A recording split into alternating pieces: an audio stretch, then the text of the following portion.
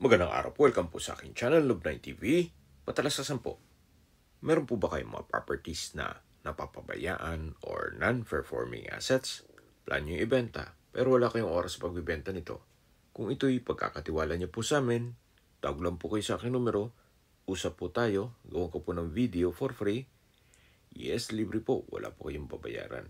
Tutulungan po namin kayong mabenta ang inyong property. Kami na po bala sa marketing, sa boosting or paid ads. Even sa tripping, hindi na po kayo mapapagod sa pag-entertain ng mga buyers. Kami na po bala sa lahat. Tawag lang po kayo. Nandito po tayo ngayon sa Alfonso, Cavite kung saan meron po tayong bagong video presentation. 2 parsela ng lupa na may sukat na 2,000 square meters each. Ito po'y titulado at buhay po ang may-ari. Kaya wala po kayong magiging problema sa documentation o sa transfer ng title. May mga pine tree na po dito sa harapan.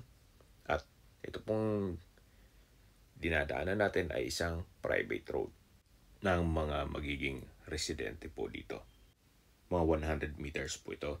At katabi lang po nito ay yung proposed barangay road na may access sa provincial road kung saan mga 1.2 kilometers lang ang distance. Kaya ito po ay accessible ng public transportation. Napakatahimik po ng lugar, sariwang hangin, at malamig po ang klima. Malayo na rin po ito sa 14 kilometers danger zone ng Taal Volcano. Ito po ay nasa mataas na lugar. Ang estimated elevation above sea level ay 1,347.4 feet. May mga tanim na rin po dito na pine trees, saging, at nyog. Pag diniretso na po ito, sa dulo po ay yung ilog. Habang naglilibot po tayo at pinagmamasdan niyo po itong kapaligiran, pag-usapan na natin ang distance, location, at travel time.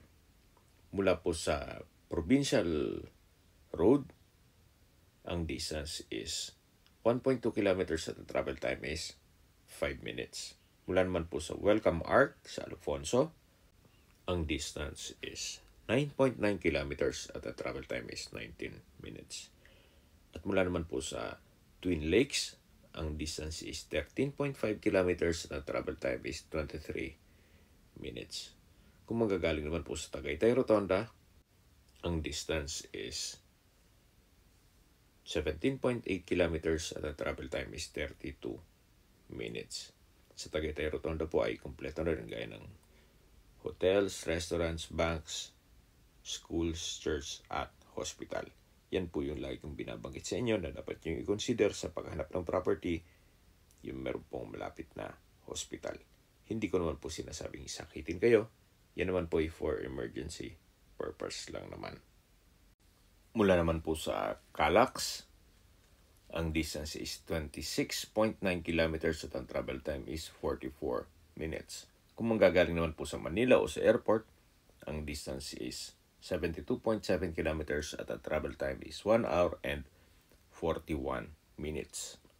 Nandito na po tayo sa dulong parte ng property kung saan ito na po yung access papunta sa ilog. Medyo malalim po yan, kaya hindi natin mapupuntahan yung mismong ilog.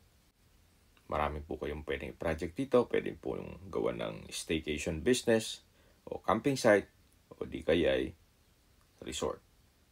Kung ayaw nyo mang magnegosyo, pwede rin po ito para sa inyong retirement. Okay, sa presyo na po tayo. Binebenta po ito ni owner sa halagang 2,800 pesos per square meter. At ang available po dito ay 2 lote na lang. Kung may mga katanungan po kayo or gusto magpaset ng tripping dito sa property ito, tawag lang po kayo sa aking numero. At sa mga kababayan naman natin nasa ibang bansa, meron po akong Telegram. Sa mga iPhone user naman ay message. Meron din pong Imo, Skype, Viber at WhatsApp. Same number lang po, 0917-316-3399. Sa mga nagtatanong naman po ng aming Facebook, meron po aming Facebook page na Love9 TV at Facebook Reels Video. Meron din pong TikTok at Instagram na Love9 TV. Meron din po kami ibang YouTube channel na The Love9 TV channel at AC Listings. Sana po naibigyan yung video presentation. Paki-like and subscribe na po sa aking channel para ma-update din po kayo sa aking future listings. Kung sakali po hanap nyo yung mas malaking sukat ng lupa, Meron din po kami ibang listings na pwede nyong pagpilian. Huwag po kayong mag-atubiling tumawag sa amin, then let us know your budget para malaman namin kung anong property pwede namin ilok sa inyo. Sa lahat pong viewer, subscriber at nagtiwala po sa amin, salamat po sa suporta. Ingat po kayo lagi at yung pamilya. Maraming salamat po.